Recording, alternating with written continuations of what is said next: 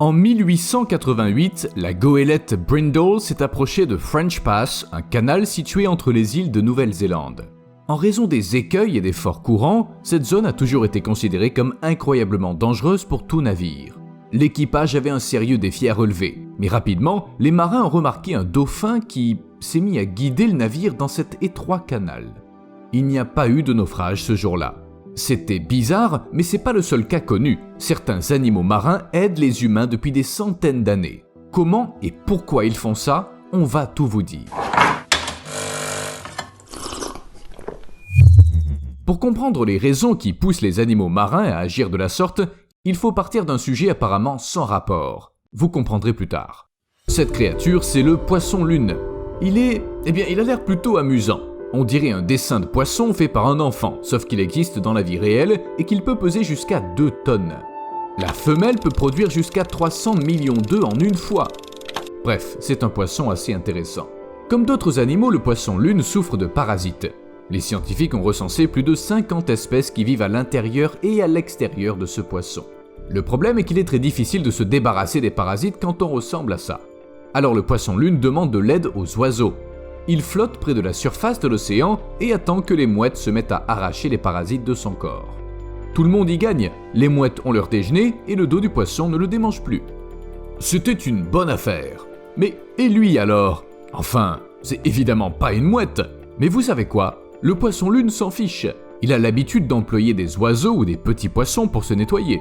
De plus, il est assez calme, donc un humain fera très bien l'affaire. Oui, il y a une raison pour laquelle cet homme chevauche un énorme poisson. Pour le poisson-lune, c'est une relation mutuellement bénéfique.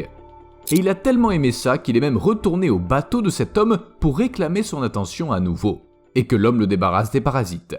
Et probablement aussi pour se faire masser le dos. Maintenant imaginez, un poisson énorme et puissant qui n'est pas agressif envers les humains. Il remonte régulièrement à la surface pour être nettoyé, et ce faisant, il considère les humains comme des sortes de mouettes. Alors si on attrape un poisson-lune, on doit pouvoir échapper à la noyade? Ça paraît un peu bizarre, mais c'est une idée très intéressante. Sans oublier que le poisson-lune vit assez profondément. Peut-être qu'un humain pourrait s'en servir de moyen de transport vers la surface? J'ai trouvé aucune recherche sur ce sujet, donc si vous êtes biologiste marin, c'est pas une mauvaise idée pour une thèse. En fait, quand je parle de parasites qui font vivre un tel enfer à de pauvres animaux qu'ils doivent demander de l'aide, j'imagine immédiatement d'ignobles vers. Mais voici quelque chose de plus excitant.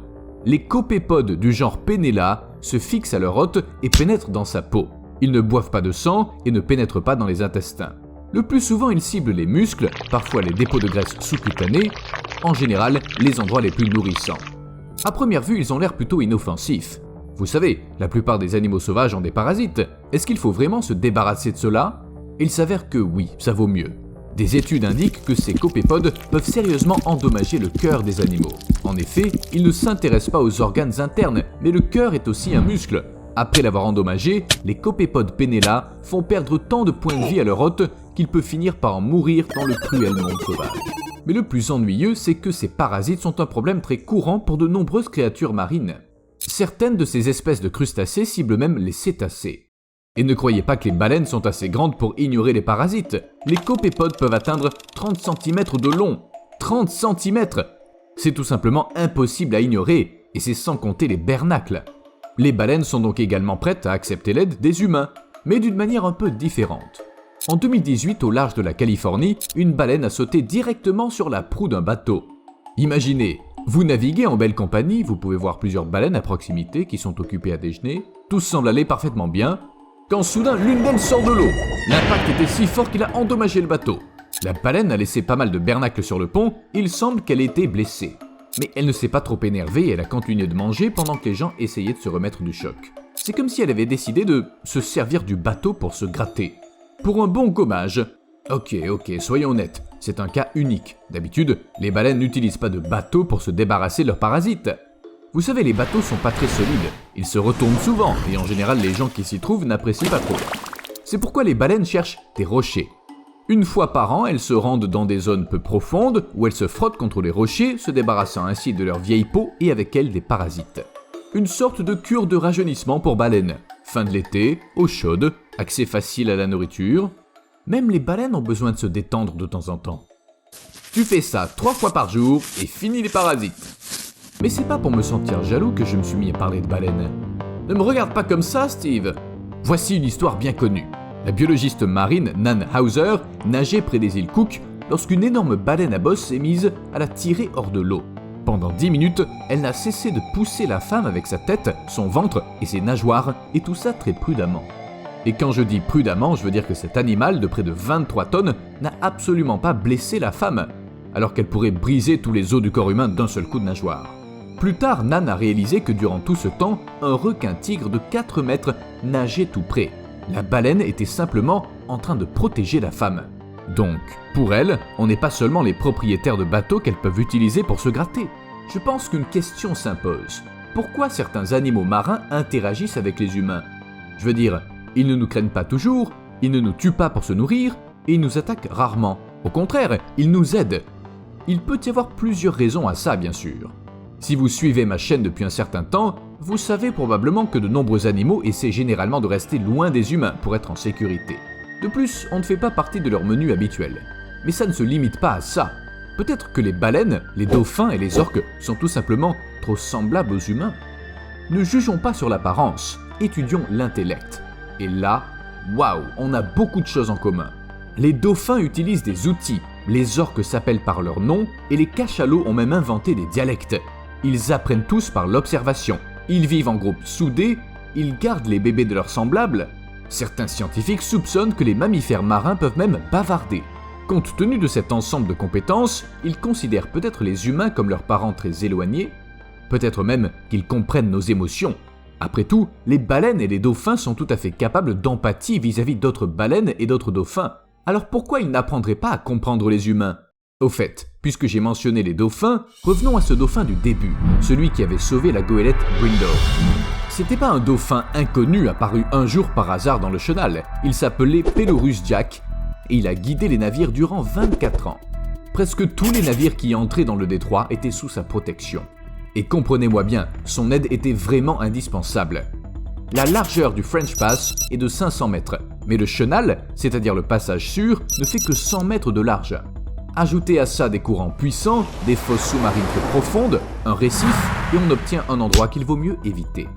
Mais les navires étaient obligés de passer par là. Heureusement, il y avait Jack. De nombreux marins et voyageurs le connaissaient. On parlait de Jack dans les journaux locaux et il apparaissait sur des cartes postales. De plus, il est devenu la première créature marine protégée par la loi. Jack a été vu pour la dernière fois en 1912. Il a peut-être été victime de pêcheurs, mais le plus probable est qu'il soit mort de cause naturelle après avoir sauvé de nombreuses vies humaines. Pourtant, on ne sait pas vraiment pourquoi les dauphins aident les marins. Il est arrivé que des dauphins protègent des naufragés en attendant les secours, et les exemples d'autres formes d'assistance sont si nombreux qu'on en retrouve aussi bien dans la Grèce antique que dans les gros titres des journaux modernes.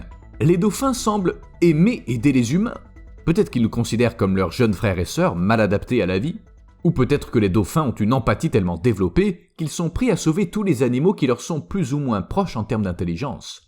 En 2008, un dauphin nommé Moko est soudainement venu au secours de 2 cachalots pygmées échoués dans des eaux peu profondes.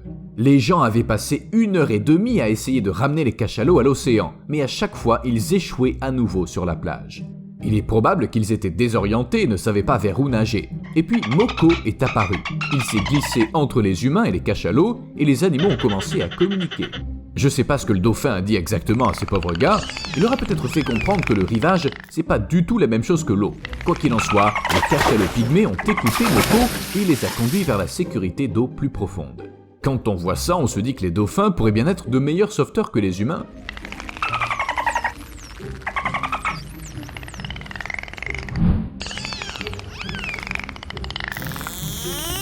En tout cas, ils sont bien meilleurs en natation. Rester longtemps dans l'eau, soutenir un humain jusqu'à ce que d'autres personnes viennent le chercher n'est pas un problème pour les dauphins. En août 2021, un nageur disparu depuis près de 12 heures au large des côtes irlandaises a été retrouvé parmi un groupe de dauphins.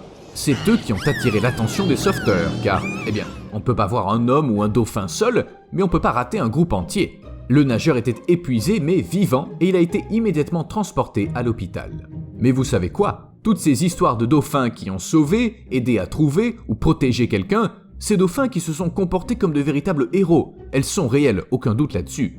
Mais peu de gens savent qu'il y a un revers de la médaille à cet héroïsme.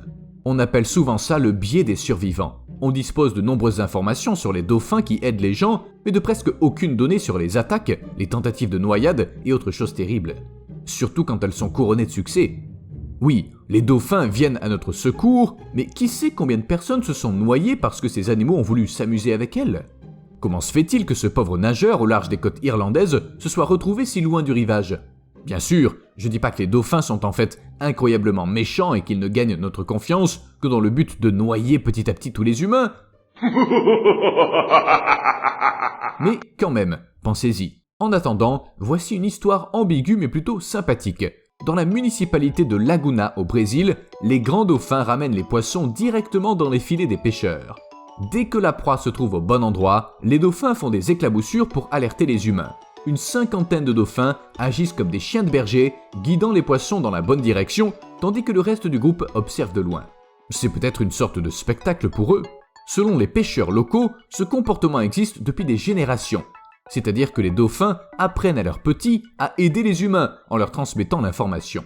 La raison n'est pas claire. Les animaux ne reçoivent pas de nourriture, les pêcheurs ne les ont jamais apprivoisés. Ça ne peut pas être par pur altruisme, si? Je veux dire, les dauphins sont bien sûr incroyablement intelligents, ils ont des émotions et tout ça, mais ça reste des animaux. Et puis Steve m'a rappelé une chose très importante. Les dauphins adorent jouer. Ils passent le plus clair de leur temps à jouer, à surfer sur les vagues, à faire des sauts périlleux hors de l'eau, à se poursuivre, à jouer avec tous les objets et toutes les créatures qu'ils croisent. Les scientifiques ont remarqué que différents groupes de dauphins ont des jeux différents. Ils sont transmis de génération en génération, alors peut-être qu'aider les humains à pêcher est aussi un de leurs jeux traditionnels. C'est logique, les dauphins se divertissent en gardant les poissons, ils l'enseignent à leur progéniture. Qui pourrait croire que les animaux ont de telles traditions? Et c'est quoi la prochaine étape? Une dynastie militaire de dauphins? En fait, ça me surprendrait même pas, parce que les dauphins ont véritablement, servi dans l'armée. Les armées de l'URSS et des États-Unis dressaient des mammifères marins à diverses fins. Les dauphins pouvaient sauver des personnes disparues, protéger les navires de guerre des plongeurs ennemis, déminer et aussi aider à rechercher des équipements perdus. Et ne croyez pas que de nos jours les dauphins ne servent plus dans l'armée.